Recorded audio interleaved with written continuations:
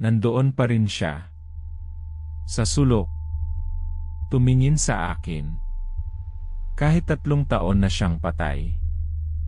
Hayaan niyo akong ikwento kung paano nagsimula ang lahat.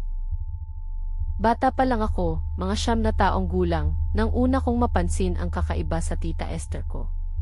Tuwing Biyernes de Noche, nagbabago ang kulay ng balat niya. Mula sa kanyang natural na kayumanggi, nagiging maputla ito, halos kulay abo. Tapos, ang mga mata niya, na karaniwang malaki at mabait, ay tila umiilaw sa dilim. Naaalala ko pa noon, nasa Iloilo kami, sa lumang bahay ng lola ko, kasi pista sa Aklan kaya doon kami nagstay. Doon ako nagbakasyon kasama ang aking pamilya. Isang gabi, malalim na ang gabi, nagising ako dahil sa uhaw. Paglabas ko ng kwarto, nakita ko si Tita Esther sa kusina, nakatalikod habang umiinom ng tubig.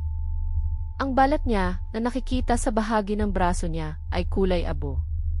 Nang dahan-dahan siyang lumingon, nakita ko ang mga mata niyang tila may sariling ilaw. Hindi ko alam kung ano ang naramdaman ko noon, takot o pagtataka. Ang alam ko lang, may mali. Kinabukasan, sinabi ko kay Mama ang nakita ko. Ngunit pinagtawanan lang niya ako. Sabi niya, baka nananaginip ka lang, anak. Saka, Biyernes de Noche lang naman ako makakakita ng ganoon, hindi ba?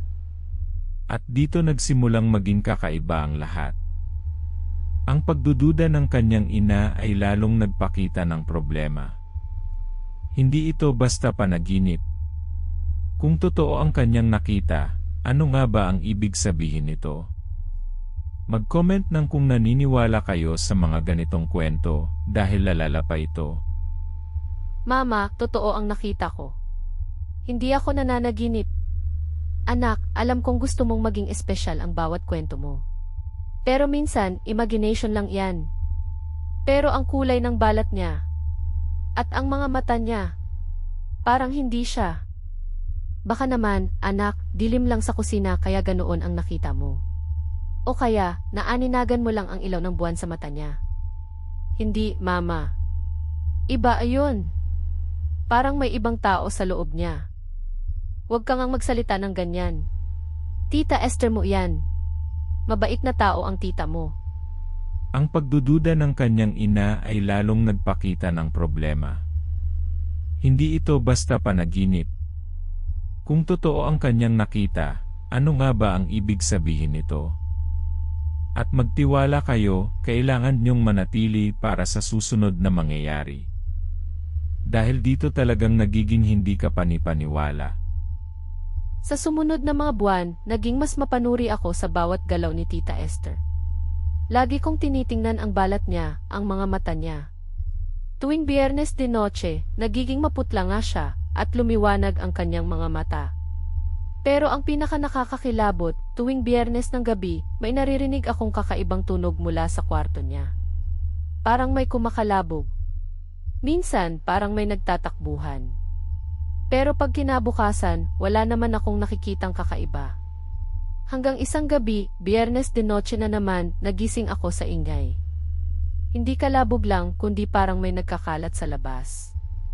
Dahan-dahan akong lumabas ng kwarto. Nakita ko si Tita Esther, nasa labas ng bahay, sa likod ng bakuran. Nakaupo siya sa damuhan, nakatingin sa buwan.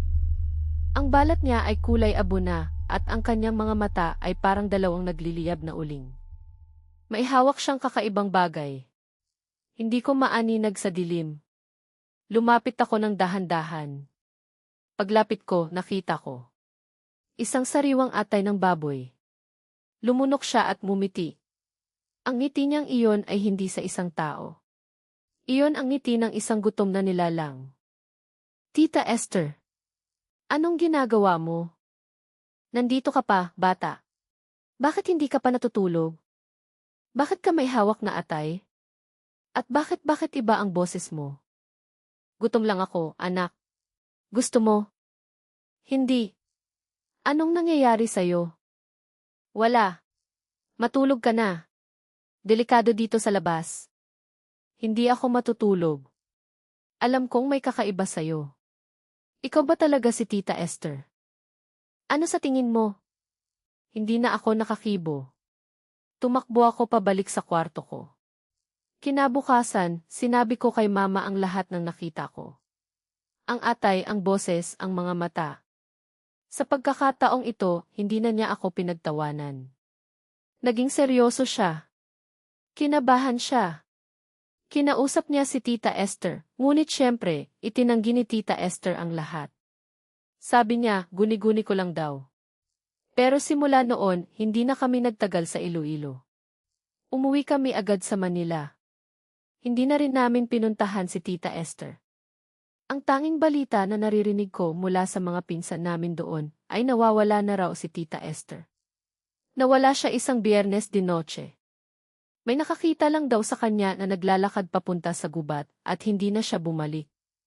Hindi ako magtataka. Alam ko ang nangyari.